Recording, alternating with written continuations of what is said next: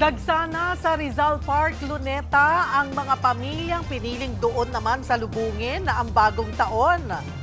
Live mula sa Maynila, nasa frontline ng balitang yan si Carrie Cator. Carrie, ano ba ang aabangan ng ating mga kapatid dyan?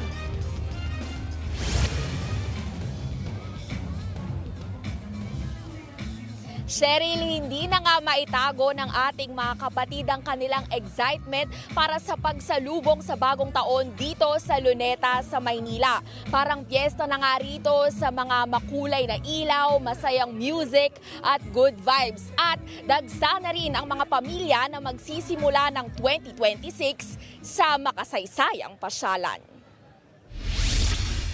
Alas 8 pa lang ng umaga, may ilang pamilya nang nakaabang para salubungin ang bagong taon sa Rizal Park o Luneta sa Maynila. Kanya-kanyang latag na sila ng sapin sa damuhan. May mga humihirit pa ng tulog habang nagsa-sightseeing ang iba. Meron ding mga naglalaro ng bubbles o di kaya ay nagpapalipad ng saranggola. Hindi rin siyempre mawawala ang mga nagpipiknik. Isa na sa kanila sila Dominic na first time raw pumunta roon kasama ang mga apo.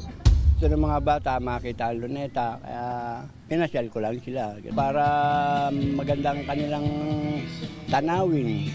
Si Vivian, mga fur baby naman ang bitbit sa kanyang pamamasyal. Pero hindi raw sila magpapagabi at sa bahay na sasalubungin ang 2026. Kasi po magpuputukan, takot sila sa mga paputok eh. Sila po yung kasama ko sa buhay, mag-isa lang po ako. Ang ilang turistang foreign national sa Luneta rin pumunta sa bisperas ng bagong taon.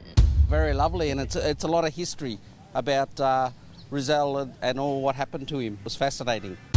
May mga dumayo rin at pinili ang Luneta para i-manifest ang kanilang mga wish for 2026. Ilang atake, malilinis na kami, kaya lahat kami nakaway. Dapat mabait tayo, bawal ang magnanakaw sa gobyerno. Ang wish ko na hindi na maulit bagay yung kahirapan. Gusto ko yung maayos na mag 2026.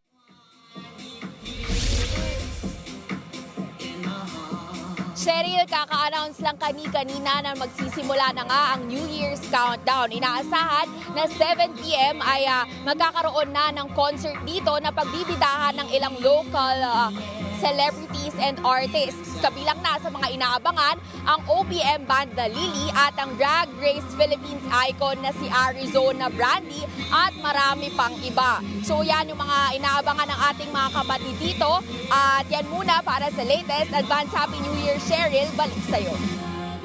Happy New Year, Carrie Cator. Mga kapatid, Cheryl Hosing po. Maging maalam at may pakialam sa mga napapanahong issue at headlines. Mag-follow at mag-subscribe na sa social media pages ng News 5.